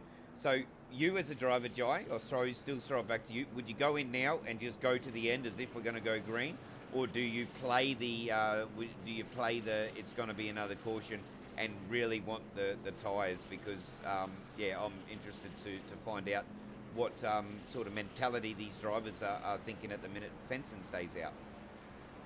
Well, majority of these leaders last came to pit road 38 laps ago. So we've had a few cautions. Green flag running, you could get probably at least 36 laps. So the fuel would be down and you'd have to come to pit road anyway. What I would do I'm a really bad for assumptions, and I'd be like assuming that there's going to be another caution the way the night's gone so far. So I'd be coming in to get fuel, but having that extra set of tyres up my sleeve for a late caution and seeing how important that was tonight, having those fresh tyres, I'd be saving that set. And if knowing my luck in some of the truck races, a caution won't come out now, and I'd be pretty much gone on spent rubber. But yeah, that's what I'd do. I'd be assuming we'd have another stoppage and save that fresh set of boots for later on. And you did just mention then that you are pretty bad at assumptions, but I think it's pretty safe to say that most of these drivers probably only have one set over the wall left. Yeah, that they all look like they took one set on around that lap 45 mark. I think that was our second caution of the night. So a lot of these drivers, pit times, are looking like they've taken tyres. As a little thing. But, so Danny Vissel hadn't taken tyres, but he was already on the fresh tyres as well. So he'd have that extra set, or maybe he's used his extra set. Other than that, Reece May, he came in for fuel only, no tyres. So it's definitely have to see how this plays out. So it's going to be close, and if you are on old tyres, you'd be doing what I'd normally do and hoping for a late caution to have the fresh set of boots to run it home. Well, tyres is going to be key, and if you're stuck on them old tyres, Henrik Fenson, he stayed out still, last pit on lap 64. Have a look at the attention to detail, would you, on the caution lights around the fence. Now, that's why we're here on iRacing, and shout out to iRacing for, well, just been so good, and that's attention to detail. A little bit relevant what you were saying, but I just seen it, so I thought I'd freeze the camera and have a look. But that looks awesome. We're under yellow. Fifth caution of the Skypoynt truck NASCAR E-Series round 5 here at Texas Motor Speedway, and the field thins yet again, but strategy's fluid as we expected, Jai. And well, up 85 or 120. What's that? 35 to go. Yeah, it's definitely getting to the pointy end, and NASCAR has done a really good job with those caution lights on the catch fencing there in real life, and it's really good to see that iRacing has implemented that into the server, as well as the fence lights go out as the base lights go out. So that's also a pretty cool touch, but it's the little things that iRacing have done in recent of little touches like that makes it a little bit more real and a little bit more enjoyable to also see while driving and broadcasting. So hats off to the iRacing and iRacing servers for making it so enjoyable and as close to realistic as we can. So a quick shout out to them and everyone that makes that possible. Shout out to Skypoynt as well for sponsoring this event, putting up a whole heap of cash for the Royal Triple Crown, and also sponsoring this event, naming right sponsor. And shout out to Andy and all the boys at the Skypoynt Racing Leagues, and for getting us here on multiple occasions each and every week. And we got a ladies only race coming up at Daytona next month, so that's going to be pretty good to watch as well, and that'll be live on the LR Esports Network. So I'm definitely chopping at the bit for that one, and it's about time also that the blokes move over and let their better halves sort of to take the reins. But we're just about green again at the end of the restart zone this time. Fenson leads us to green. Holdsworth and Skurlock, they got a good jump, I think. Lap 64 rather, Fenson pitted, so he's going to be a sitting ducky. I think the tyres will be a lot fresher on these cars behind. If we take a look a little bit further back in the field, Reece May's taking a move back, 3 wide down in the rear of field, but most of these drivers get away nice and clean. But Holdsworth, he resumes the lead of the race, and Fenson is starting to fall back. Already lost 2 position. Dave Douglas and Schulz is behind him, ready to pounce as well. But good restart. That one was at the end of the restart zone. Yeah, it was definitely an important restart then for Fenson, trying to get the jump early. So as we see, he's falling back on those old tyres, but it's mainly only one car at a time. So it's really important to get that gap out front and pretty much allow just that one truck at a time. Because if you do get a big line of trucks, it's pretty easily to get freight trained around the inside or the outside, and you start hemorrhaging positions a lot quicker than you would as you see him only going down 1 or 2 positions here and there. So it was definitely an important restart, and it was the best restart that you could hope for in that situation.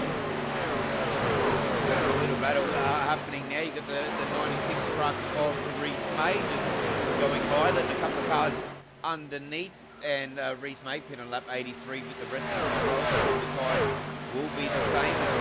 Lap 90, 120, 30 laps to go, and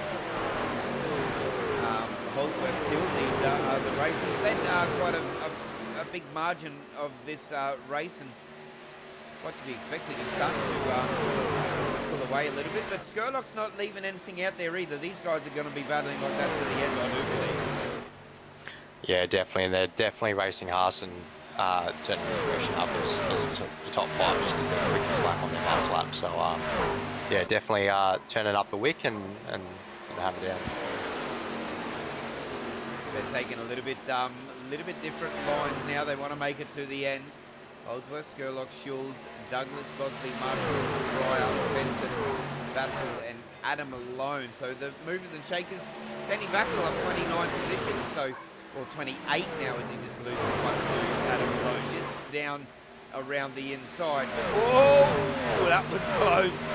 That was almost the commentator's goes at his best. Adam Malone gets a little bit loose, and that could be a little bit worse. Let's open up the doors now for the 96 truck of Reese May, I think. But Danny Vassell just pulls out of that, goes out wide. And Luke Kenny still in the fight of it, still on the lead lap, I do believe, up 20 back there in 19th position. So 27 machine, first time in a lead race, I do believe. He's doing a good job, but this is where you want to be. Plenty of fresh air around you. He could do a Bradbury. We've seen it so many times on truck races, haven't we, Jai, that a Bradbury is possible here.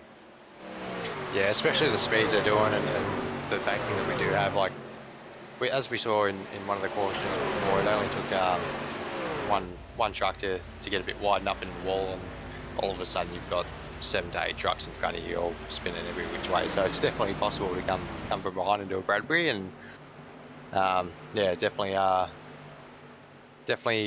something that can happen, and if you do kind of hang back and stay out of trouble and really hope for something big to happen. So have a look at this tussle at the back end of the field here, Jai. We've got Henry Fenson who's brought us the green on that last caution. He's leading this little bit of a track. Adam Malone is fighting with them, and then we go a little bit further back, and these guys are starting to put the elbows out of here again. So back in the rear of field is battling just as you know, hot contention as the front of the field. So good to see in there. But what have we got? 2, 4, 6, 7, 8 cars. As we've got a Skypoynt truck just down the back a little bit. I think that's Andy Barber side by side with I think that's Scott Waterton. The truck 30. No, so truck 30 is of course Luke Crum. yeah, so what I'm saying here is Svensson didn't pit in the last sequence, so he should have an extra set of boots to put on the truck a bit later on. And also Vassell and they did come into pit lane under the last caution, but they didn't take tyres, so they're the 2 drivers that may have one saved away for a rainy day. And if we do get a late caution, they're definitely 2 to watch. So they're running line to stern at the moment in 11th and 12th. We got Vassell and May there, as you just mentioned. They got awfully close there coming down, but I think it was the 97.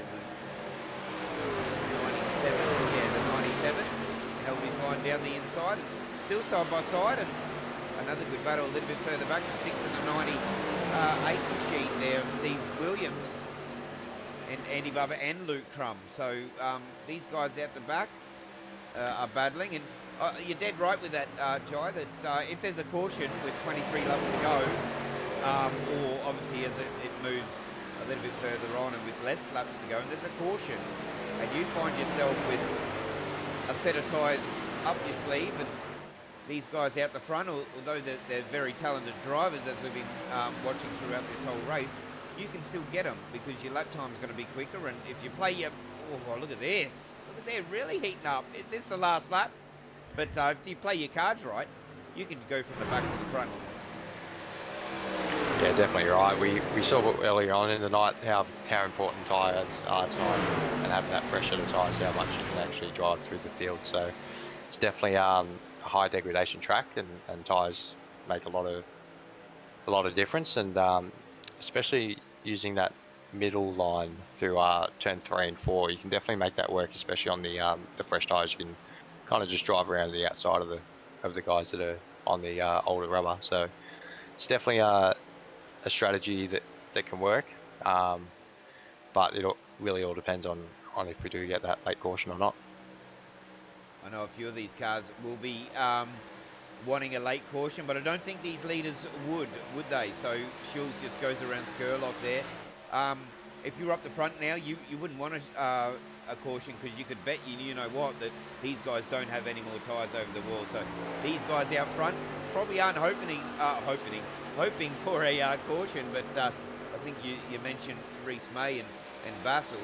They would be the two drivers, I think, in the field that would be. Yeah, it's definitely the most beneficial for those drivers to get another caution, but as we see Holdsworth and Schultz and Skurlock up front, they'll be hoping to go green all the way to the end, and just pretty much winning, or hopefully winning the race on outright pace and strategy to this point. So yeah, they won't be hoping for a caution at all, but if the caution does come up, it's going to throw a spanner in the works, and it could be anyone's game. Skurlock's just dropping off this practice a little bit, hasn't he? He's probably lost probably about 10 or 12 truck lengths with 19 laps to go. I think just by observation-wise, Jai, I think that's probably just saving the tyres just for a late dash. Yeah, he may have burnt up his tyres a little bit and just got them overheated, so he might be backing it down a bit and letting the tyres cool off, and then he'll go max attack again once the tyres come into a bit of a better window, as we see a car slowing on the apron there through 3 and 4. Yeah, I'm not too sure who that was exactly, but yellow flag, 17 laps to go. So this comes into play for them two drivers that you were talking about earlier, Reese May and Danny Vassell, doesn't it, John? Yeah, and I just saw Danny Vassell actually dropping down the timing board a little bit, so I'm not sure if he was slowing for pit road or just slowing for an incident, but yeah, it's definitely looking good for those guys who have those extra set of tyres up their sleeve. Not too... Oh, contact. Oh, so there's the 97. Well spotted there. And I think it was, in fact, Reese May, was it?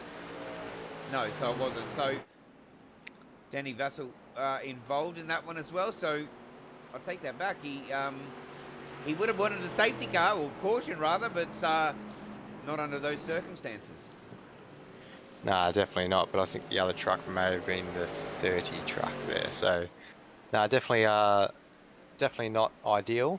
But hopefully he doesn't have too much damage, and the fresh set of boots kind of outweighs the damage. So it's not quite over yet, but yeah, he was definitely holding it low and just got a bit crossed up. So it's not the hardest of hits. So fingers crossed he doesn't have too much damage, or can get it repaired in the pit stop, stay on the lead lap, and really push to the end. Oh, 16 laps to go. Remember, there's a green-white checker if needed. Jason Holdsworth stays out of pit lane. Adam Malone, sorry, ads. goes in. Fenson, Pritchard, Barber, Williams, Crum, May, Vassell. Do these guys here, these guys in pit lane, did they pull a Swifty over our eyes without even knowing, mate? Do these guys in pit lane have tyres? Because that would, to me, be the only reason why you would pit at this stage. Yeah, it's very interesting to see that many trucks actually go in, because with the last caution, and especially with this caution here, and not burning as much fuel behind the pace car as you would full pelt behind at race pace, they could have made it home under that last caution. So considering a lot of trucks have actually just gone into pit lane, they might have pulled the sneak in. There might be quite a few drivers on fresh tyres here, so we'll have to wait and see and see the pace.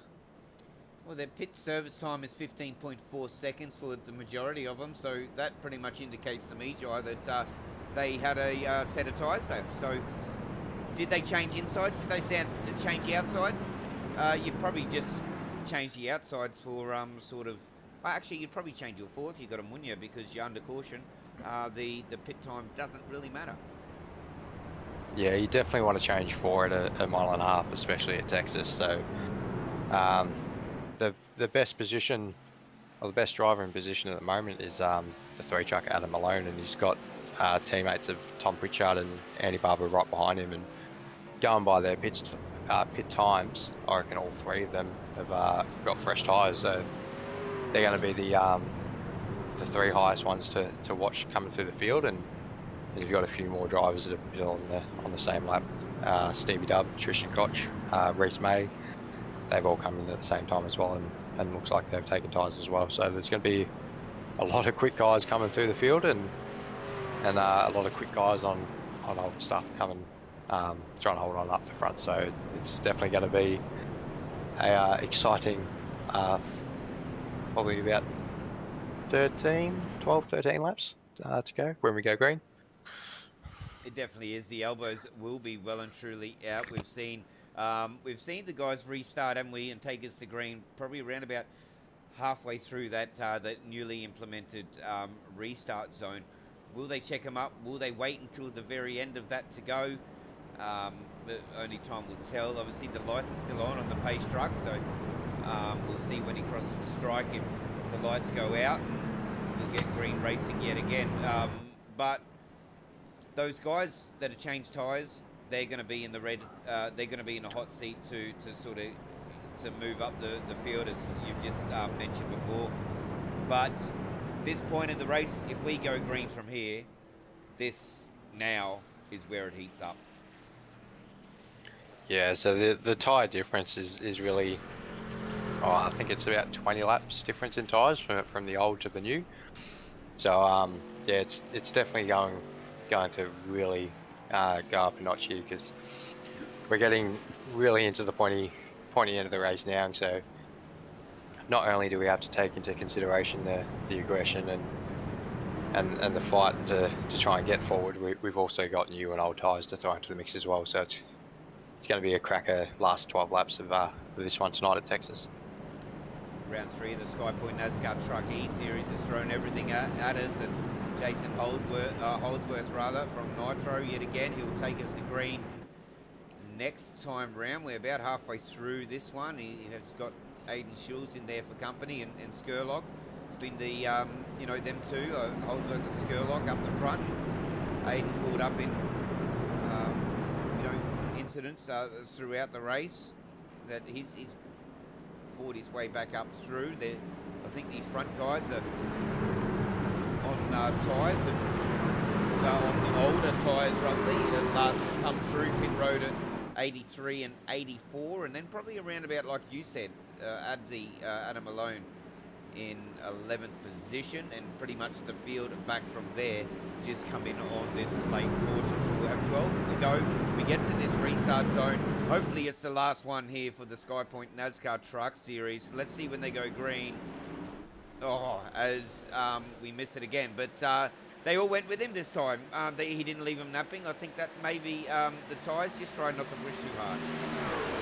Yeah, he went about a third of the way through the restart zone there. So on old tyres, you kind of want to ease it up into the gas, so you don't spin up the rear tyres and check up the whole field. So definitely a strong restart from Holdsworth, but he's definitely quick and knows his stuff. But hopefully we see him hold on from Skerlock and Schultz in second and third.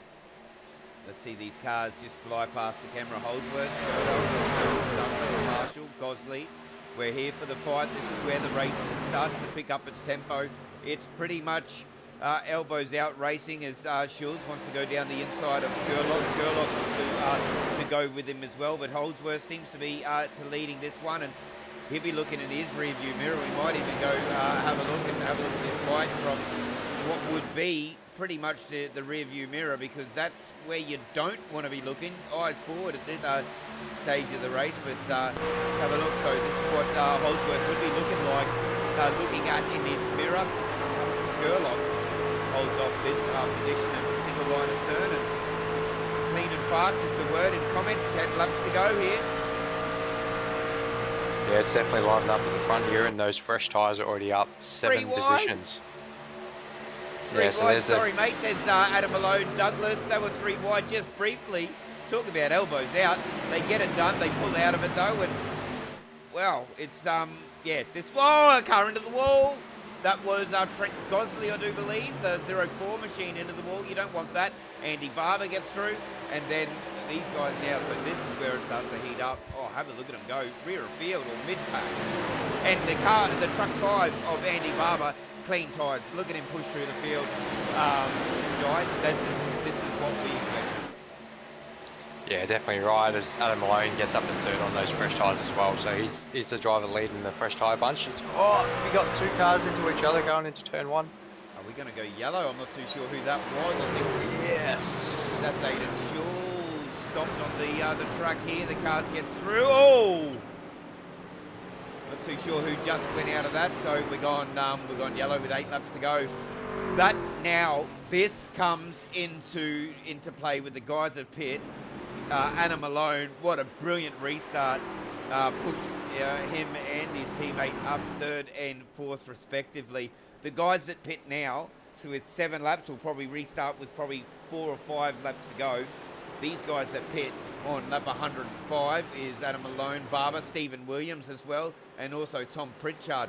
Them guys now that pit on lap 105, they're the people that are in a red hot shot. But you can't take anything away from Jason Holdsworth, can you, Jive? What a great race. He's led from the front really, and kept the nose clean. Him and Skerlock as well. Almost perfect races. Yes, they've definitely had a very textbook race.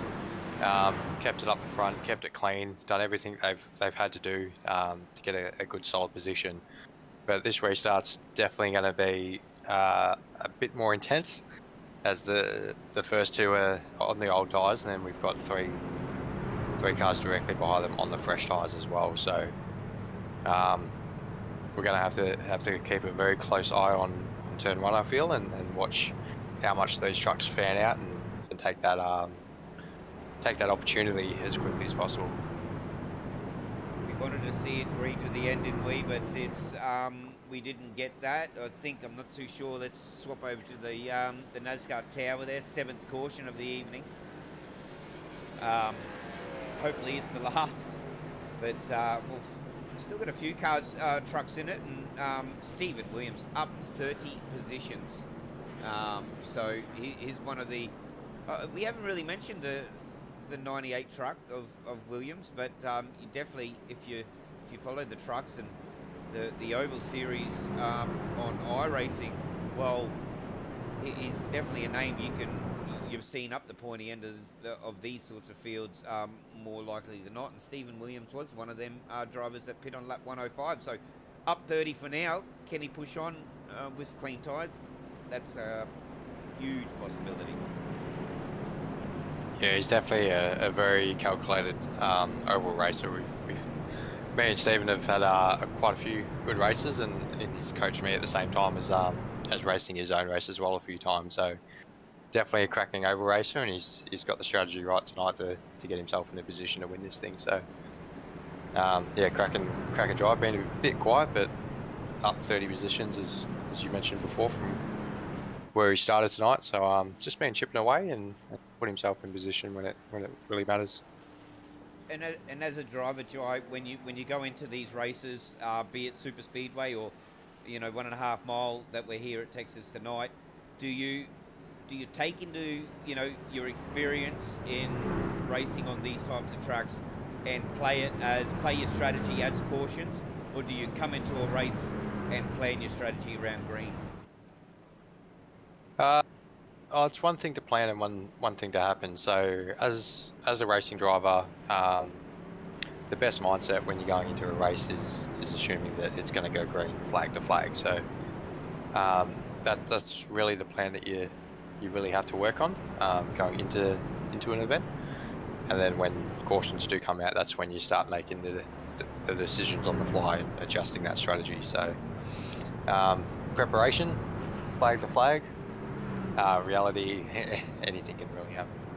And at this stage of the race, with 5 laps to go, we're still under caution. Lights are still on the pace truck here. How many plans would you have gone through?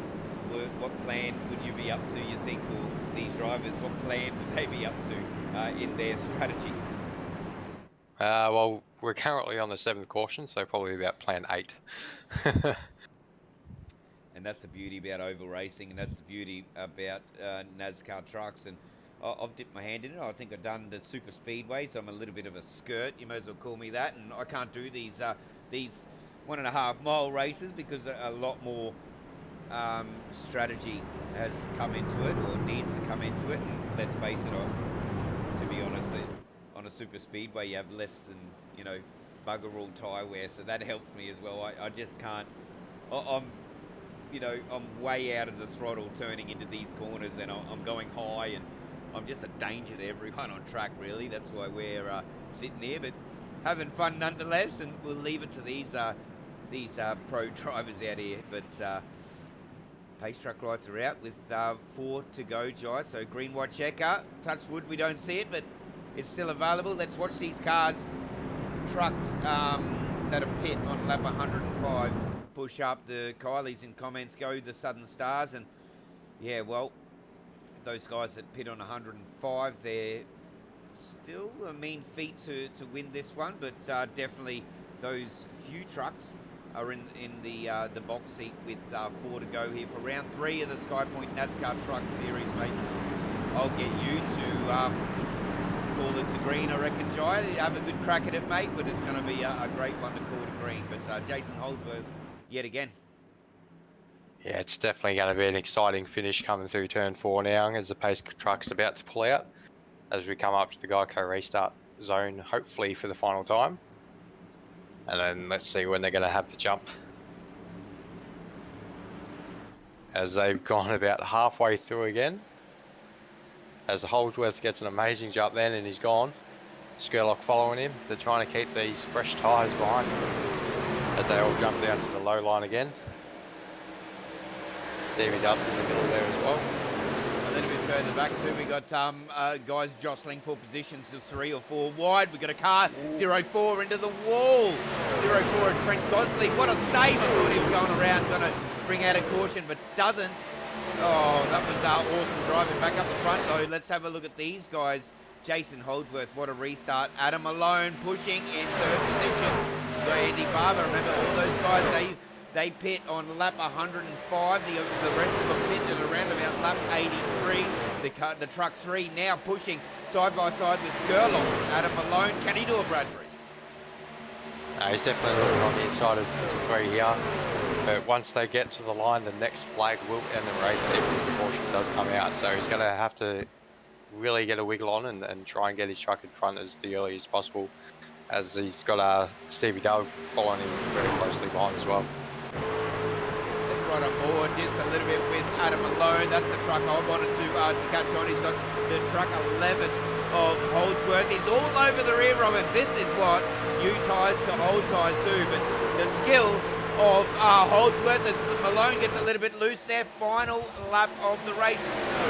Adsey just a little bit loose through there, wasn't he? And whoa, the chopping at the bit. Skurlock's fallen through. We got the Skypoynt trucks a little bit further back, but Holdsworth He's got he's fighting for it. Checkered flag. Holdsworth will bring us there. Well, Holdsworth he had older tyres and he still got it. Adsy a little bit sideways out of the. I think it was 3 and 4 there, Jai.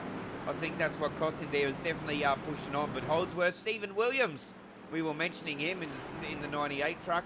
That he didn't get many mentions tonight, but he's up there in second. So Holdsworth, Williams, Malone will be our podium, and what a cracking finish!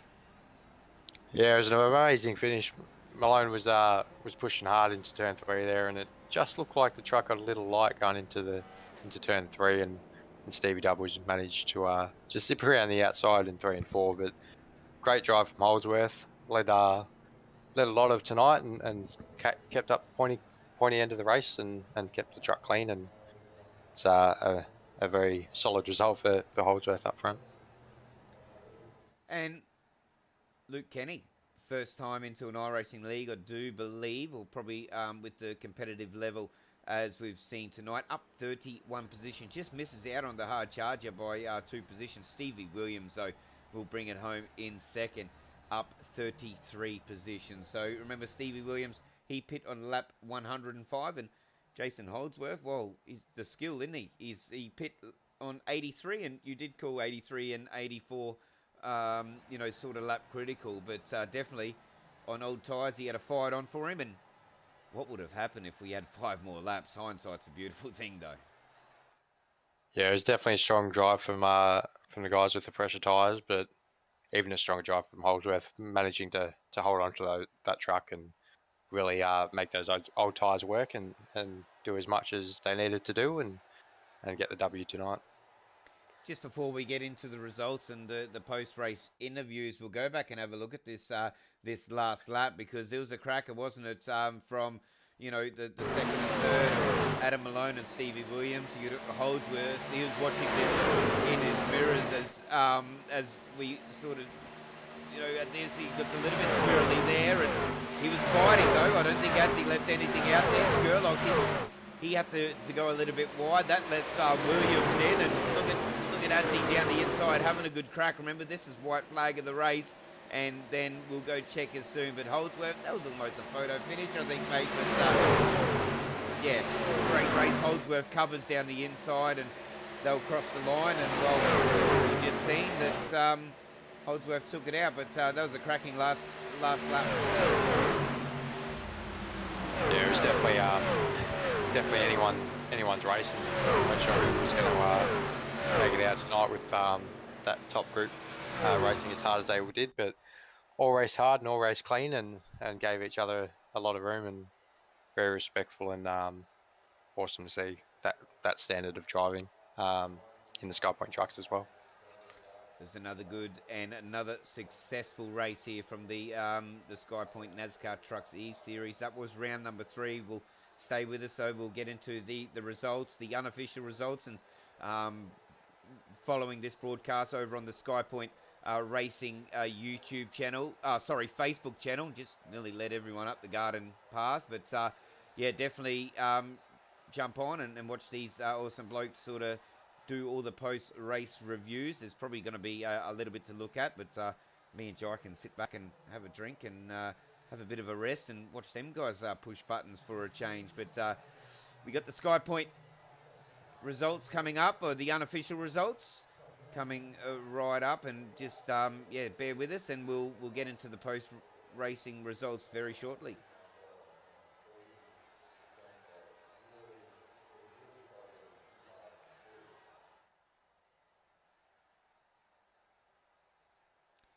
Round 3 of the Skypoynt NASCAR Truck Series. What a nail-biter that was to the finish. Jason Holdsworth from Nitro Racing finishes in first position by 0.2 of a second. We didn't see that it was that close. The racing was on for young and old. Steve Williams up 33 positions. He'll finish in second positions. Adam Malone, good fight to the end from Southern Stars Esports. Had a very good race. He was up 19 as well. He will get the podium. Skurlock had a great race. I think tyres run out for him in the end, and Andy Barber, part of the organisation here, gets a top 5. Tom Pritchard rather just outside the top 5 Jai, but definitely them 5. They really put their their skills out on track tonight and done a really great job. It was a great race to call, but top 5 deserve every accolade.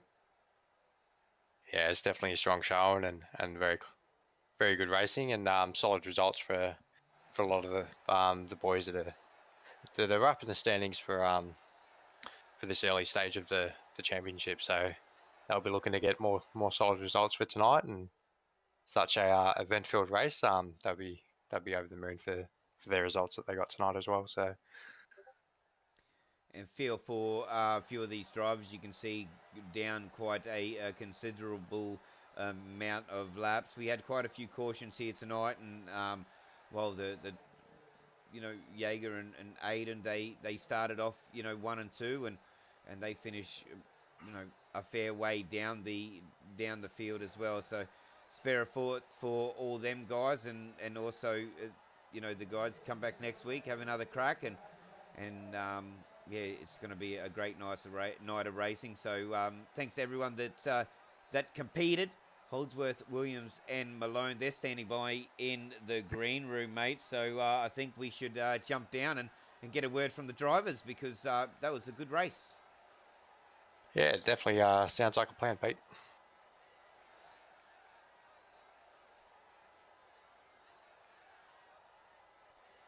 G'day, boys. How yous going? What a race that was. Round 3 of the Skypoynt Truck NASCAR E Series, and Holdsworth, Williams, Malone's in the green room. Adzi, we were talking probably a couple of weeks ago that you don't like getting interviewed because you get a little bit nervous. I said, when am I going to interview you? And well, tonight's the night, mate. What a masterstroke to pit on lap 105, and you nearly had it, mate. Talk us through those last few laps, because you're really pushing up with them green tyres.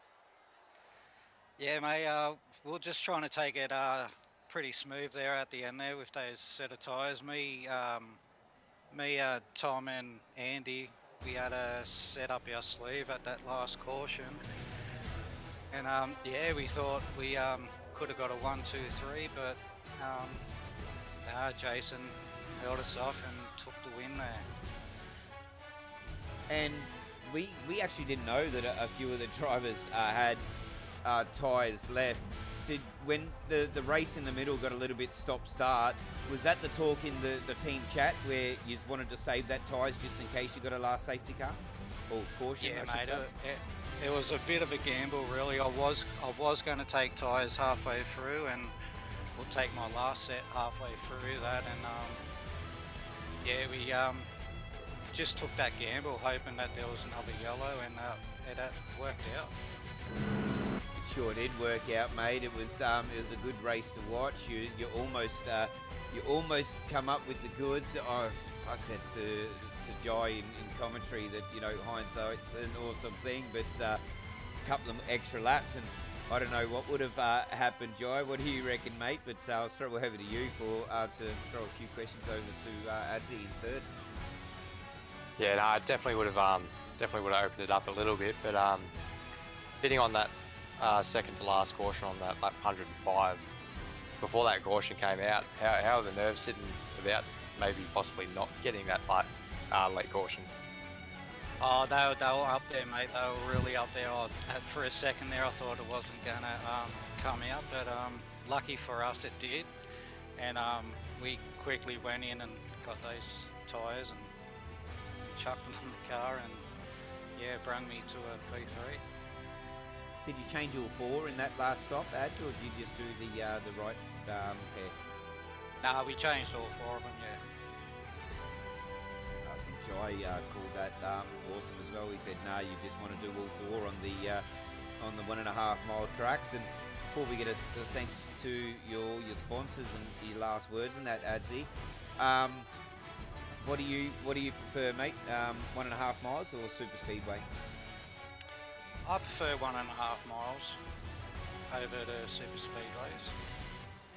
Yeah, it's definitely as a calling point of view. It's a lot more to watch, and a lot more to get excited about. But the Truck 3 on third position, so that might be something there, Adsy. But yeah, awesome race, and yeah, definitely masterstroke strategy from you and the team, mate. But any last words and shout out to the people that make it all happen? Yeah, just a shout out to Southern Stars esports team, Tiona Holiday Park, Mishi XL Garage, and Skypoynt. Awesome, Adsy. Go celebrate with the team, mate. Put the Truck 3 on the bottom step of the podium. But good race, masterstroke strategy, and good luck for next week. Yeah, thanks, guys. It's Adam Malone, Southern Stars Esports, our third place getter tonight, Steve Williams. You up 33 positions, mate, and you brought home almost the cookies there in second. Talk us through that race, mate. You must be pretty happy with your result. Yeah, pretty happy at the end there. Considering where I started was nowhere. Got in practice late and forgot that it was open setup and didn't really have anything. So I wasn't sure what I was going into in the race, but had a lot of work to do. Talk us through I asked the same or similar question to Adsy just a minute ago. Talk us through the stop-start section of the race. I think we went back-to-back there for a couple of cautions and restarts. Talk us through that. Was that playing into your hand, or did you want it to go long periods of green? It's always a risky part of the race, though. So anything can happen. So you're pretty much just keeping an eye up ahead. Got to just be aware of what's going on and ready for anything to happen. So yeah, it wasn't really just playing it as it went. Just saving those tyres for a late caution. That was about the only thing I had planned. Well, you done that well. You pit on lap 105. I tell you, no, you just heard me say it to Adsy that another couple of laps. You don't know who we'd be talking to in the podium, but that's oval racing. And just before I throw over to Jai, you a fan of the new restart zone? Yeah, I like it. It's usually makes for pretty tight starts, like there's no... The leader's always going to get that initial jump, but I think it's making for closer restarts and more keeping the pack together, not so spread out on starts, which just makes it a bit more exciting for those first couple of laps after the restart. Yeah, I tell you, I'm a fan just watching on already of that new introduction, iRacing. Just keep putting back in. That's why it's the number one service for simulation or games. I just said it. But Jai, I'll throw over to you, mate, and you can get the last words from Steve. Yeah, just with those that you implemented restart zone, does it make the restarts a lot more predictable, or is it still a lot of guessing work when the leader's going to jump away? They're still guessing, but the zone, you know what I mean? You get a better idea. There's no hanging right back and leaving real late, because that zone's just not very big at all. So it is a lot more predictable for the whole pack, I think, to really be on the ball on the jump, on the restart there. And just one last thing before we get your shout-outs. Steve, up 33 positions. What a great drive. You got the hard charger as well as the second place victory here tonight. If you could change anything for the race tonight, would you, or you just run it the same way? A better qualifying, so I didn't have so much to do. Get up there with Dave and Skurlock and Jason and all them, and have a bit more of a battle throughout, be up there earlier, not just those last laps, but I suppose that's all that really matters at the end, is those last laps. That's what I've learned as well, new to sort of watching and looking at all you guys take to the ovals, and it's been an eye-opener, and I think I've said it in commentary that if anyone thinks it's easy and it's just turning left, well, guess again, because it's definitely not easy. But Steve Williams up 33 positions, 98 truck in second position. Great bloody drive tonight, mate. Any last words and shout outs to the people that make it happen? Yeah, just Skypoynt for putting on the series. Great series. The broadcast team for putting the stream on. It's always good to watch back during the week. Then simrigs.com, Southwell Lifts and Hoists, Benmax Mechanical, Phoenix Smokers, NP Designs, and all the boys at DPR Racing. Awesome result, mate. Your sponsor would be happy not only getting home in second, rather, but up 33 positions. So awesome drive for you tonight, Steve. We'll catch you in a week. Yep, thanks for that. Steve Williams, our second place getter here tonight, and Jason Holdsworth, mate. We're talking to you again in the podium chat. Talk us through, firstly, that battle with Skurlock. He was relentless throughout that whole race, wasn't he? That was really fun. I love those type of little battles where we're basically end to end, lap after lap, going hard into corners. That was probably the best bit of the race for me. And also, I said it probably a number of times now. If there was another couple of laps, I know hindsight's a good thing. But if we did go a couple of laps to go, do you think you pitting on lap 83, did you have the skill with dirty tyres to get home, or do you think we'd be looking at something different? Although it doesn't matter, but what do you reckon the outcome would have been? Simple answer is no. If we had one more lap, I wasn't holding on. So I obviously looked a little bit at the replay, and there's a little bit of a tangle up with the three of them on new tyres fighting, and I think that's actually what won me the race, because they weren't fighting each other. All three should have been able to drive straight past me on the outside with new tyres. Well, hindsight is something good, but it doesn't matter. Jason Holdsworth, Nitro, another victory here, round 3 at for the Skypoynt Truck NASCAR E-Series. I threw the same question out to Adzi. What do you like better, mate, super speedways or the 1.5 miles? I prefer a 1 mile track with more braking, but I definitely like a 1.5 miles better than a super speedway. Oh, we look forward to watching you around the 1 miles if they're in the category. Hopefully they are. But Phoenix next week. Oh, Phoenix! How do you fare there, mate? I used to be poor, but after some of the officials have been at Richmond and Martinsville and Worldwide last week, it's probably one of my most improved areas, braking on ovals. So I'm looking forward to it. We're looking forward to it as well. Jive, mate, anything you'd like to add? Just how, obviously you did a stellar job. Those late restarts on the old tyres. How important is it to get off the line on a restart on the older tyres with a few of the boys with fresh tyres behind you? It's massively important. Obviously, if I spin the tyres, I probably go into the car on the outside. So I actually started in second gear on old tyres, where I usually start in first gear on new tyres. Just because I believed if I started in first gear, I'd be spinning them. But yeah, it's obviously those starts are massively important. You saw how quickly they caught Skurlock on the outside and got underneath him. So I was lucky that obviously I'm in the lead and probably had an extra 4 or 5 tenths as a gap before they got to me.